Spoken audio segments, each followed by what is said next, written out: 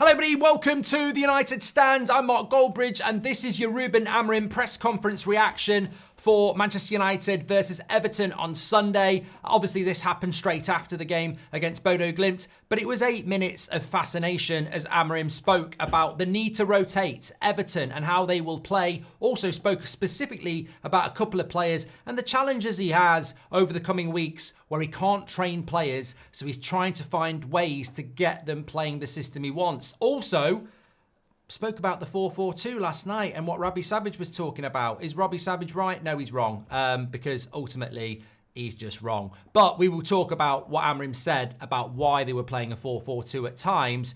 But this is what you will know if you know about Amorim. It's never a 3-4-3 rigid. We saw it against Man City. It was a back five at times. It transitions, especially in the defensive phase. On the attack, it's about going to three at the back as we saw, a high line and getting forward. But let's get into what Amorim had to say. He was asked about his first Premier League game at Old Trafford. He's had his first game at Old Trafford. Everton's going to be his first Premier League game. He said, look, we want to win. We're going to have to fight. There's going to be a lot of long balls. It's going to be physical. And we're going to have to rotate, but we're going to have to keep the ball. We need to improve like we did from the Ipswich game to the Bodo Glimt game, and we must win. A lot to dissect there because, again, I like what Amorim says about the opposition. It's almost gamesmanship in the way that he exposes what they are ahead of the game. And then if you're listening to that as the rival manager, you're like, he knows what I'm about. Do I change it? Do I stick with it? He said about Bodo Glimt being energetic and having good wingers. Obviously, they scored with a goal from their winger on the Malacia mistake, and they were energetic. He's saying about Everton, it will be physical. There'll be a lot of fighting. There'll be a lot of long balls. That's Dyche ball, and he's exposing it. We know it. Why not talk about it? So he's saying we've got to be prepared for that. The countenance to that is to get the ball and keep the ball, because then there can't be long balls, there can't be physical battles. And obviously Everton have had the whole week off. Man United have just played last night. So there will be rotation. And I think this is the thing when I do the preview later, I'm going to look at the most. It's because that rotation, realistically, Rasmus played 90 minutes. Will he be rotated out, even though we all want him to play because he's the best striker at the moment? Does that mean we could see a Xerxes or a Rashford playing up front?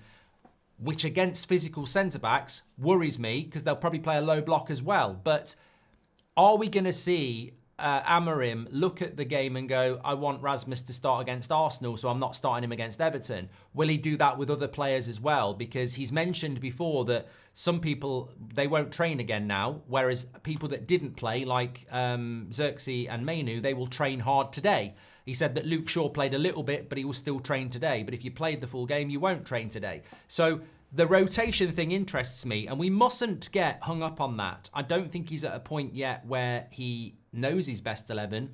And I think he's also at a point where he wants players to get their fitness on the pitch. He actually said that the only way they can get their fitness up is through playing games. So when they're playing, we want them to work really hard. We want them to leave nothing out there because they will get their fitness up then. And it's an intelligent way of looking at it, because if you look at a player like an Agate and you say, I want you to run and run and run. I want you to close down. I want you to press. I want you to never stop.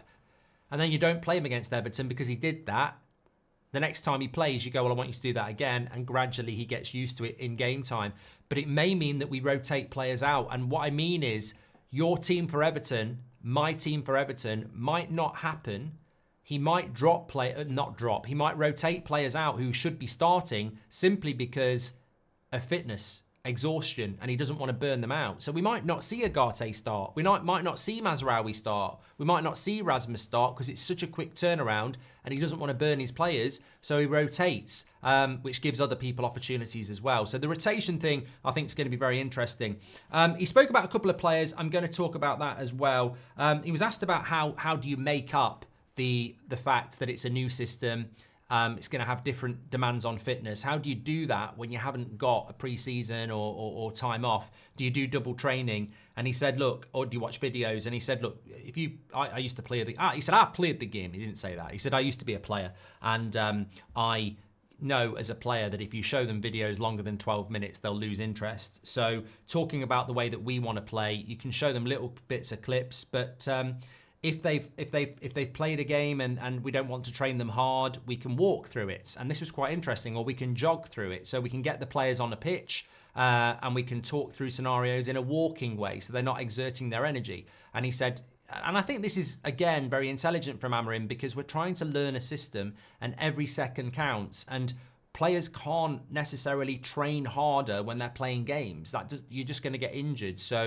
But he needs to teach them the system. So if videos aren't going to work, only in short videos, get them out on a pitch, get them, warmed up, and then get them walking the scenario, going, in this situation, you've got the ball, he should be going there. So all these things, he said, look, my coaches in many ways are more important than me, because we're trying to catch up, and we're trying to catch up in different scenarios, and I've got coaches doing different things. So there's a lot of mental and physical exertion for these players as we try to catch up, and catching up will obviously have benefits because we will win games. So I think that's really important as well. He was asked about again, I suppose this sort of fits in with the tiredness.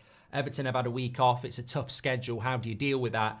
It is what it is what he said. It is what it is. We will rotate. The subs I made against Bodo Glimt were not because of the game. It was because of fitness. And we have to manage that. We have to rotate. We have to do it. We have to make subs because we have to understand the fitness levels of players. But we also have to win. So it's about managing that. And I think at the moment it's a little bit like consuming a battery, isn't it? Like, it's going to run out. You need to turn it off to allow it to recharge a little bit, use another battery, and then quickly swap because that's got a bit, that's running out. And at the moment, it's just about managing resources. But the benefits of that is you do get Anthony starting, you get Malacia starting, you get Luke Shaw getting a bit of game time, you get Rashford coming on behind the striker, starting as the striker. Because he's got to rotate so much, he can actually learn about players in different situations as well, which is exactly what this is all about. And it's exactly why I'll forego scintillating 5-0s for 3-2s and scrappy wins, because we are learning and trying different things out. He said that the games are always the way to get fitness as well. I want the players to push themselves to the limits in games. And if you don't play, you'll train hard. And that's what's going to happen. Players that didn't play yesterday will be training hard right now. Players that did play yesterday will be having a break, maybe watching this video. And if you are, keep it up, lads. He was also asked about the wing-backs situation. He was asked, could he explain to United fans how he wants his wide players to work? Because I think we understand the 3 centre-backs. We understand the pivot. We understand the 2 behind the striker. And we understand the striker and the goalkeeper. But how does he want to convey to United fans what those wide players are meant to do? Are they wing-backs? Are they wingers? Obviously, with Sporting, I think we saw more that they were wingers who defend, whereas wing-backs are more defenders that attack. So we've seen Delo, we've seen Malacia, we've seen Anthony, we've seen Ahmad. You could say that 2 are wingers who have to defend and 2 are wing-backs who have to attack. So what is it that he wants from the system? And he said, look, at times yesterday, you'll see that we were a 4-4-2 when we were defending. We saw with Sporting that they were a back 5 when defending. And I think there is adaptability. Some people struggle with this. Certain pundits, certain journalists struggle with anything that is adaptable. They want to put the system out and go, that's what it is, rigid. And it's not that. It can't be that, because you can't play 3-4-3 against everybody. You can't. 3-4-3 is very attacking. And if your wingers are never going to defend, you're going to get exploited as a 3. If your double pivot aren't 2 defensive midfielders, one of them's more attacking, you're going to get exploited in the midfield. So there's always adaptability. And that's why it's so time consuming for the players to understand it, because you are adaptable within the system. In a 4-3-3 that we played with Ten Hag, if you're a centre-back, you're a centre-back. Your job is very restricted. Your role is very understood.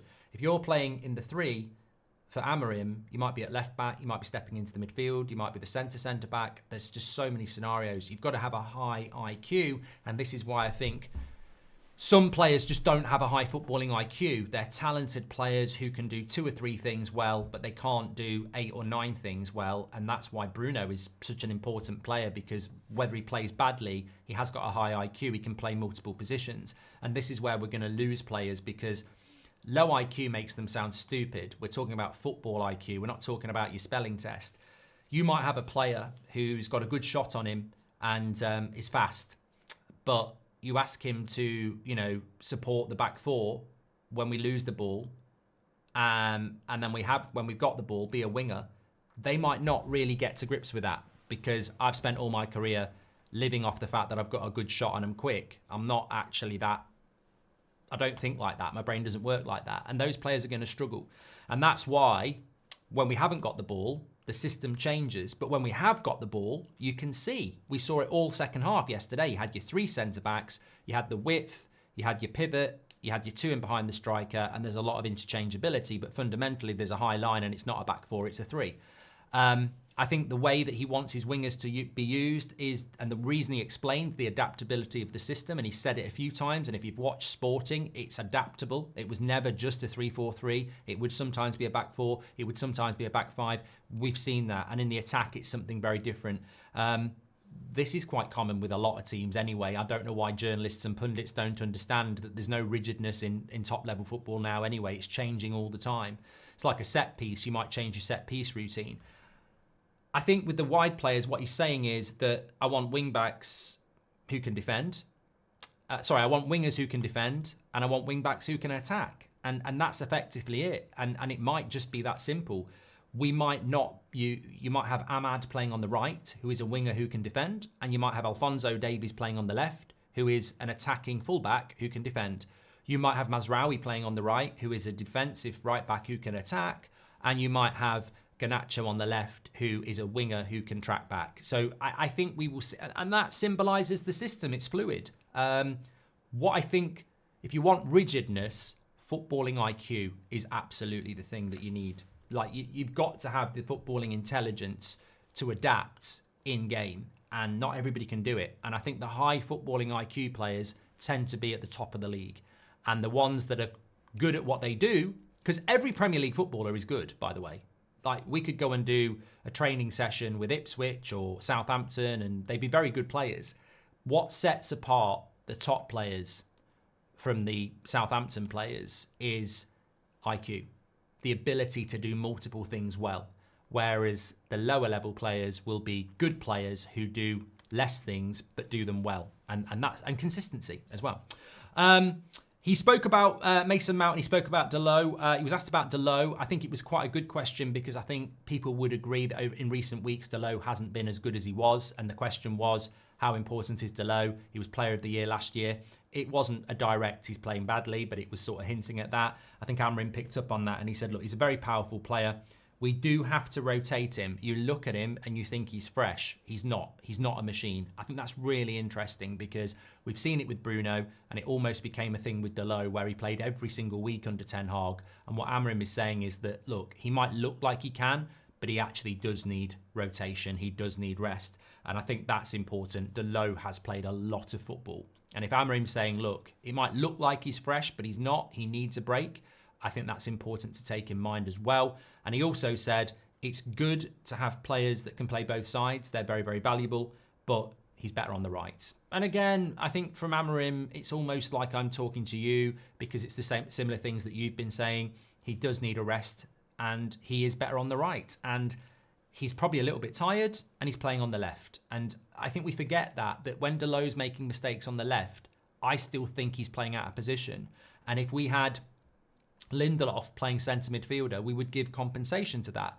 Malacia yesterday has compensation because he hasn't played for 18 months. Yes, he was bad, but you've got to go, he hasn't played for 18 months as well. And I do think with Dalot, when he's playing at left back, it's not, I know he can do it, but I think he's much better on the right. He was also asked about Mason Mount. This is what he had to say about him. He said, look, he's working, and this for me is another, oh my God, I like it when Amorim says stuff we've never heard before, and it's like eye-opening, but I like it even more when he says things we talk about and have spoken about for weeks and months, and we mentioned this on the morning show. He said about Mason Mount, he's working really hard, and you can tell that he wants it really bad. And I think we know that. I don't think there's any issue, whether you're a fan of Mount or you're concerned about him or you don't understand why we bought him or why he got the number 7 shirt. I think the fundamental thing is that none of that's on him. He's definitely a player that works hard. He's definitely a player that wants it. He said he's a very talented player, and he's a proven talented player. He's won the Champions League. He's done very well at Chelsea, so he's a proven talented player. But he has to stay fit. And they're Amorim's words. He has to stay fit. And that betrays to me exactly the truth again. There is no point talking about how hard or how good or how much he wants it in relation to Mason Mount, because those three things he could be 100% on. He wants it, he's working really hard, and he's talented. That's fine. But if he can't stay fit, it's irrelevant. And I think Amorim obviously has the same thoughts as you and I. Mason Mount, I don't really have a problem. I don't really have a problem with him like I do with other players where I think they might not be good enough or they don't have the IQ, etc. I think Mason Mount probably does have those things, but can he stay fit? I think every single player in our squad, you might have a positive and a negative, and they've all got different ones. And I look at every player and go, are they going to make it at Man United? And I might go, well, that's the reason they might not be. Might not have the IQ. They might not have the consistency, mentality. With Mason Mount, it's just fitness. I'm not worried about anything else. It's whether he can stay fit. And nobody can answer that. I don't think he can answer that because he's had so many injuries in the last year, and there's meant to be this underlying thing that could be problematic. We just need him to stay fit till the end of the season. If he can stay fit till the end of the season, I think he's past his problems. If he gets injured in the next few weeks, I think we've got a huge issue. So it's just thin ice with Mount, isn't it? I want to talk about the player, but the fitness thing is the thing. It's the same with Luke Shaw. He said, like with all players, he needs to improve and he needs to believe in himself. But he said, I believe in Mason Mount, which is obviously, big. And clearly, I think Mason Mount, if he could stay fit, would be a very important player in an Amorim system. But look, all in all, a really good interview, again, from Amorim. Sometimes these ones that are done the night of the game, ahead of the Sunday game, they can be a bit lame. But he speaks so openly about, like, the issues, and he speaks so openly about what he's trying to do, the pathway there, and he speaks very openly about the opposition as well. He's basically saying Everton like a long ball, like physicality. So we need to keep the ball and keep them away from the ball. And I think, again, obviously I'm going to preview the Everton game. They've had a week off. They're going to come and be physical. That's what they're going to do. They're going to try and get at us. It's a Sean Dyche thing. So we need players on the pitch who are composed and good on the ball. I wouldn't be surprised if we saw Bruno playing in the pivot again, just because let's keep hold of the ball. He might put Casemiro in there for a bit of physicality and give Agate a rest. The interesting thing is, if he's going to rotate Rasmus, which he might need to for physical levels, who do you put up front? Because you need some physicality up front. So I'd probably say Xerxes over Rashford, but then is Xerxes in that position? I don't know.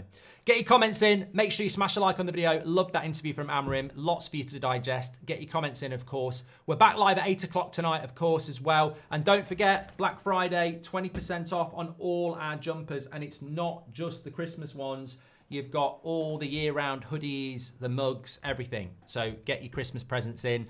Obviously, you can have a mug, you can have a hoodie, all sorts of stuff. Check it out, 20% off. Get them while you can. Links in the description. Thanks for watching. Speak to you all in a bit.